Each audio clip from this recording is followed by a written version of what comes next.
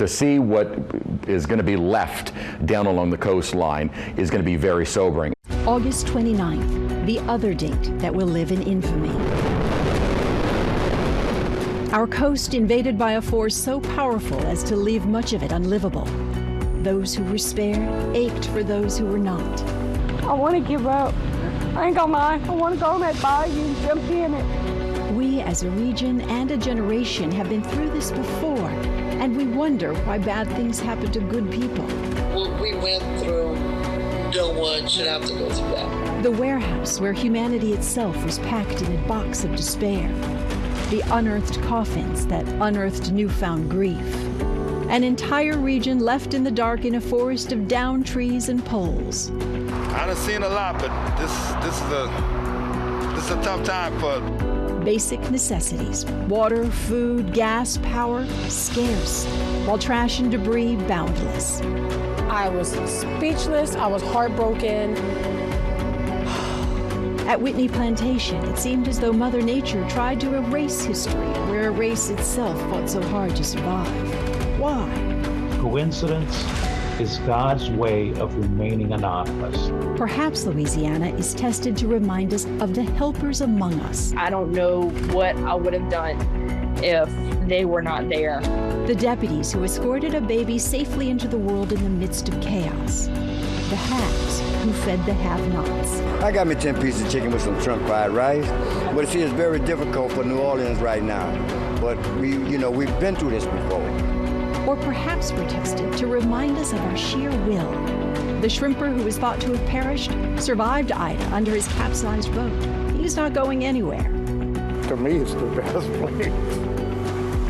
Thank God I made it. Whitney Plantation, this woman's ancestors built it. She will restore it. August 29th means something here. It means we've rebuilt before and will do it again thanks to an indomitable spirit.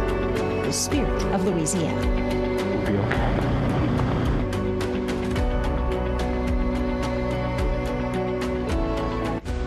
Good afternoon, and thank you for joining us as we mark 1 month since Hurricane Ida. I'm Karen Swenson. We have crews across southeast Louisiana, including Chris Franklin in the hard-hit areas of Jefferson Parish, and Katie Moore reporting on the recovery in Terrebonne and Lafourche parishes.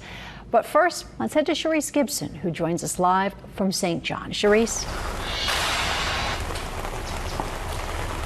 Karen, it's funny that we're back out here and there is still more rainfall that is coming down in LaPlace in St. John the Baptist Parish. Right now, I'm standing in the Pecan Grove subdivision, a subdivision that is still bearing so much evidence of the devastation that Hurricane Ida was. If you drive down the streets of this subdivision or even just take a look behind me, you still see what it looks like are now walls of debris. And these are family heirlooms, furniture, tree branches, trash bags that are sitting outside of people's homes in the front of their homes, still waiting 1 month later to be picked up. But the people here, as you have said so many times before, they are so resilient, and they say that they are ready to return to their homes. In the meantime, they're still working to pick up the pieces 1 month after Hurricane Ida devastated this area. And when we talk about devastation, we have to talk about the wind gusts, 100 to 110 mile per hour wind gusts, 17 inches of rain. This is one of the hardest hit areas after Hurricane Ida. One of the areas that Governor John Bell Edwards once said was an area that experienced some of the heaviest rain. Of course, those winds bringing in that storm surge west of Lake Pontchartrain. So many people here have been impacted, and I can tell you, driving around in this area, there is not a street that has not suffered or not sustained some sort of damage. But so many people here are still coming back to their homes, even the ones who are still living in gutted homes. So of course, there's been some progress here. While this street may show that there is some devastation, we are starting to see some signs of light literally along the streets. Power is back and water is back, and some signs of change. I want to bring in my colleague Meg Ferris here. Of course, Meg has been covering some of the recovery efforts here in St. John the Baptist. And I'll tell you something, Cherise, we were lucky in New Orleans, and we've all been saying that.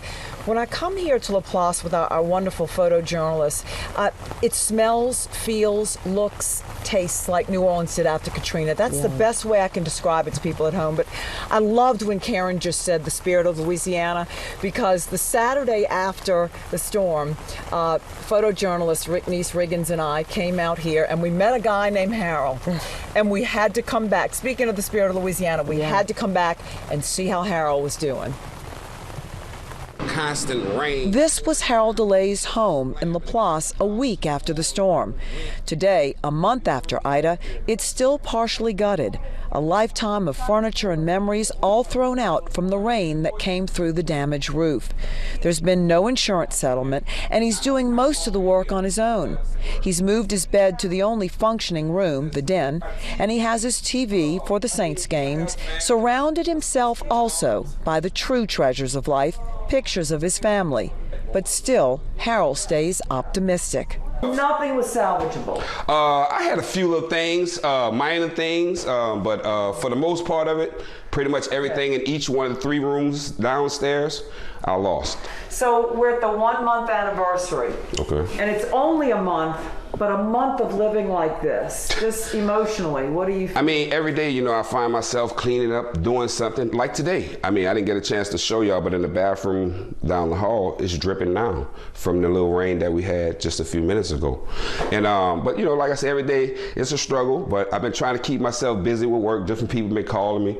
Like I told you last time, I'm a jack of a few trades. So I've been cutting grass, stripping and waxing floors.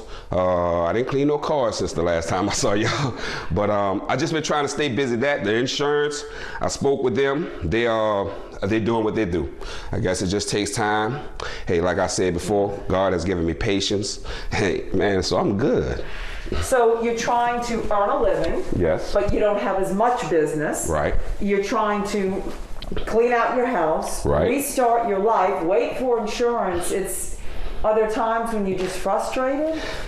And sometimes I do, but I tell you, God give me that peace. I see what my grandmother been talking about all her life. Man, my grandmother died at 92, 93 years old, and she's been a church-going woman all my life. My mother, she's preaching. She's preaching right now.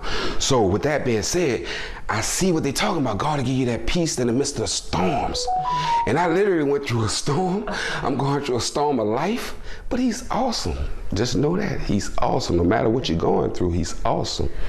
I know the other reason you're happy is the Saints won on Sunday. What? You already know. Look, I was jumping and howling in here by myself, enjoying the game, and it was a beautiful game too. Yeah. I love the Camaro caught that little scream. Jameis Winston, you know, he did his thing. Man, it was the defense. Man, what? Man, y'all don't want to get me started. We're going to keep this thing straight. But Taysom hurdled over the line and scored. Didn't we say he was a beast? We stated that, and he is. He lived up to everything that we said he was. Yeah. So, man, it was just an awesome weekend. And, I do have my birthday coming up on this Tuesday, so that's even great, too, man. But like I said, man, there's something, really just to just let y'all know where I'm at with it. Yeah. I'm just at peace with it. Yeah. And that is the spirit of Louisiana, and Sharice Harold's become my new text buddy during all the Saints games, the highs and the lows. Yeah, coming up at 5, we're going to have another interview with another person here in Laplace. You know, his spirit, his energy, the first couple of times you spoke with him, he really keeps us going, and he is the perfect personification of what resiliency is, and just to know that he has that peace. And I think that's what I loved, and I said I was almost in tears when him mentioning that. You walk around and you see all of this devastation, but you still feel some sort of peace and some sort of calm, and hopefully we can eventually get to a peaceful part where we don't have to keep seeing the devastation in front of our homes. Meg, thank you so much. And Meg, of course, is going to join us in just a couple of minutes. We're going to continue our coverage, as she just mentioned, at 5 and at 6 o'clock, listening more to what he was going through in his home. And I spoke to a resident in this community as well, who walked me through their home and talked a little bit more about some of the damage and devastation they have experienced. One of the things I've also done immediately after the storm, storm has made sure I went to the West Bank of St. John the Baptist Parish, and of course that was over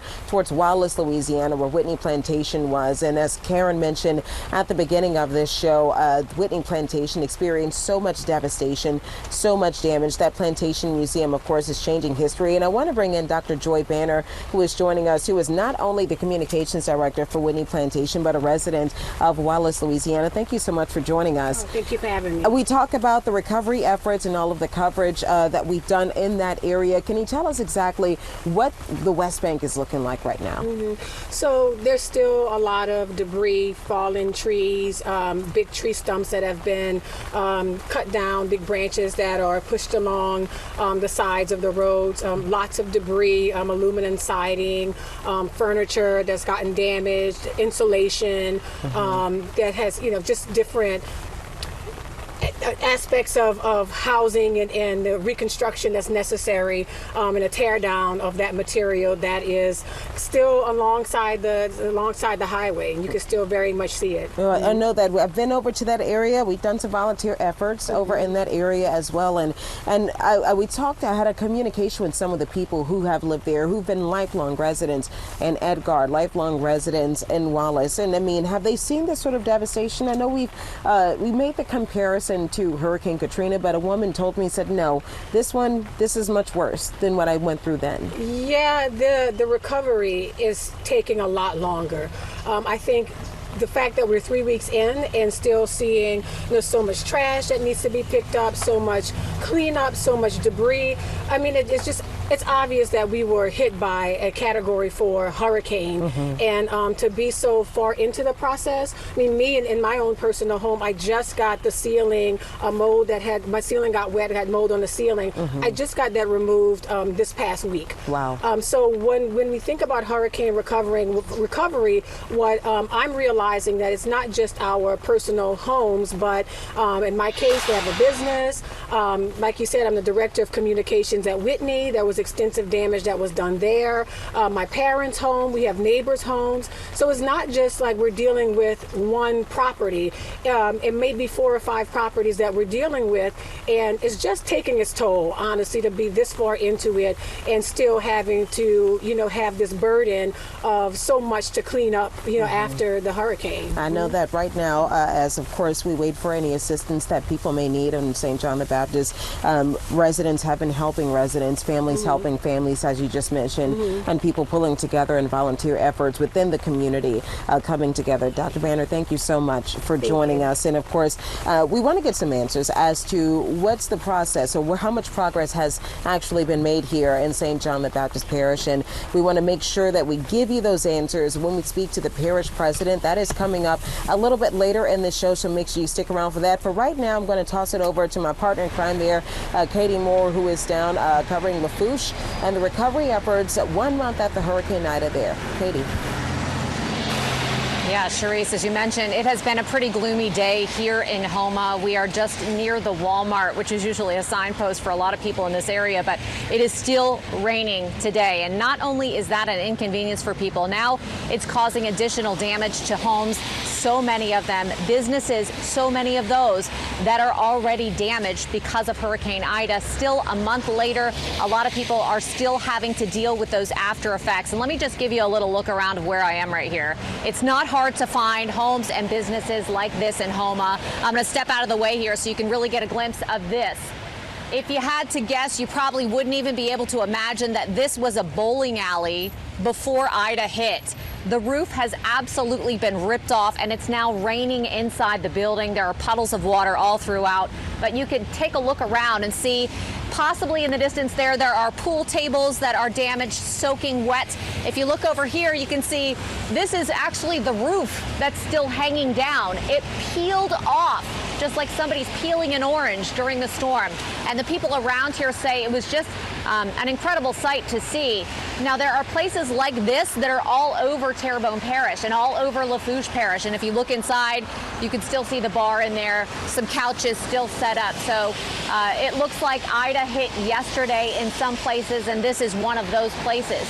And that's the story for a lot of people who are even living in Terrebonne and Lafourche parishes. We went down the bayou a little ways and we talked to some people down there that we're going to show you in just a little while. But when we talk to elected officials around here, what they're now saying is that this has gone from a natural disaster to a humanitarian crisis. They are in desperate need of housing for people. Some people are sleeping in tents.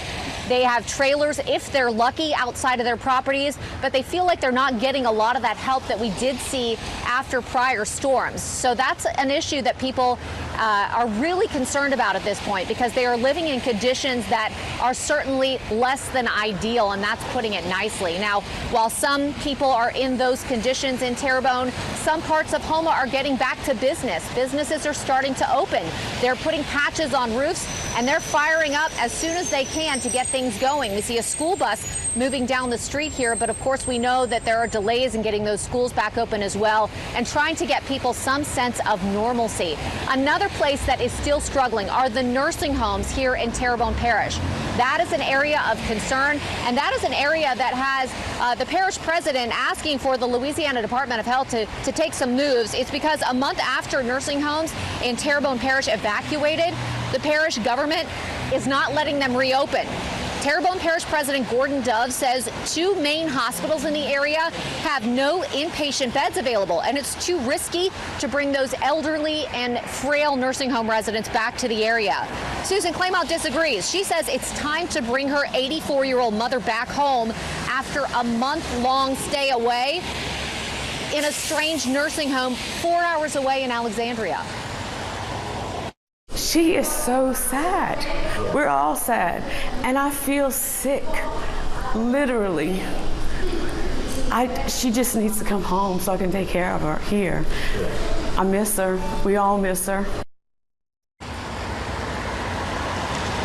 Now, coming up on the Eyewitness News at 6 tonight, after our special, after the 5 o'clock news, David Hammer's going to be speaking with 2 people who run nursing homes in this area. He's also talking to a number of family members. Again, President Dove says he doesn't want those nursing homes to reopen right now because the conditions are not okay in the hospitals, and that's a major concern for him. He wants the Louisiana Department of Health, however, to make the decision. He says, let's leave it up to them. Let's get them to decide whether or not those nursing home residents should be brought back down here. Now, a lot of the nursing homes themselves did sustain some damage, and it's been a difficult situation. Of course, if you want to take a look at some video from that evacuation warehouse in Independence, Louisiana, in Tangipahoa Parish, the Independence warehouse housed 843 of some of those nursing home residents, some of them from here in Houma, in the days surrounding the storm. Last night, I had an investigative report taking a deep dive look at what the Department of Health knew about that situation going in and about what happened in the days that followed and when they decided to pull the trigger to get those nursing home residents out. Now, some of those people who were in that warehouse are the ones that David is going to be talking about tonight, who want to get their family members back home to this area so that they can have a closer access to them as they continue to move on through their recoveries. So again, we're going to take you back down the bayou a little ways when we come back and see you again, but that's the very latest from here in Terrebonne Parish. Now let's take a quick break, and we'll be right back with more coverage of our 1 month after Hurricane Ida special.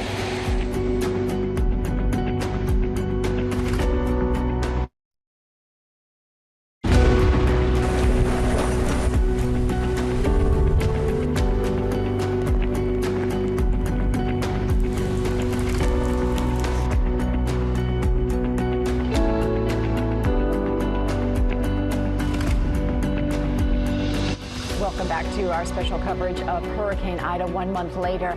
In Plaquemines Parish, leaders are trying to resolve a heartbreaking problem, and that's how to return caskets and coffins that floated to the surface in Ida and put them back to their proper resting places. Early assessments showed damage to almost all of the 27 cemeteries in Ida's path.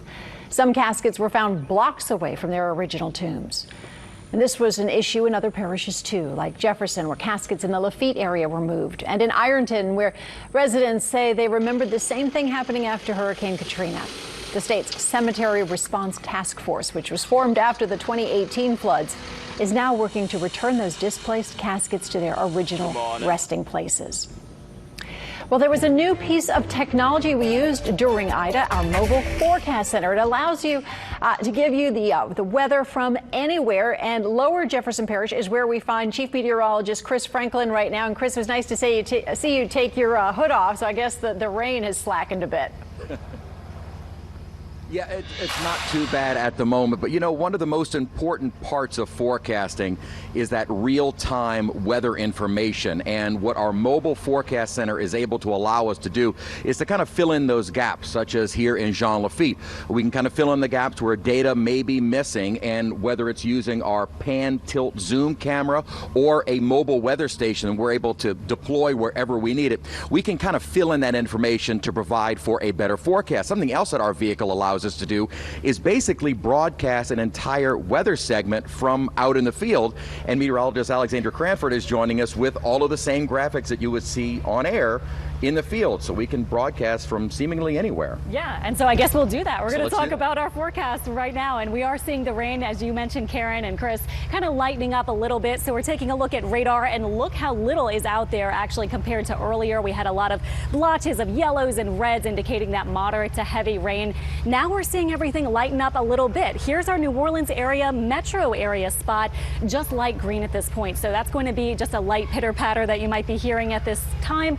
Farther south along the coast, there are a couple of pockets of heavier rain, some around Galliano and Leeville, and also north of the lake, we're not seeing quite as much rain at this point either. So just kind of pointing out, yes, after so much rain today, up to about an inch recorded at different spots around here, we are seeing things begin to slack off. So just to leave you very quickly with a planner for the next several hours, our rain chances are going to be going down, of course. Now, we've been talking about tomorrow, we're going to have that rain chance back before we finally dry out a little bit heading toward Friday and the weekend. We'll have a look at Hurricane Ida, kind of a recap, talking about its winds and storm surge in a little bit. But first, we'll go back to Chris Franklin.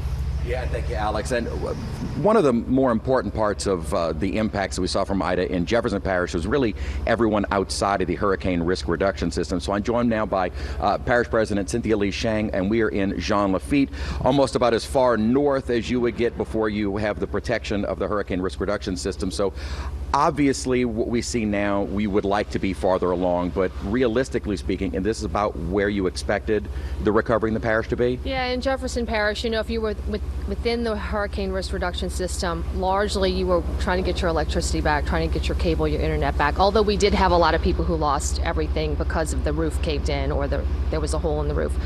Here in Grand Isle, Lafitte, Lower Lafitte, Barataria, Crown Point, completely different story for these folks.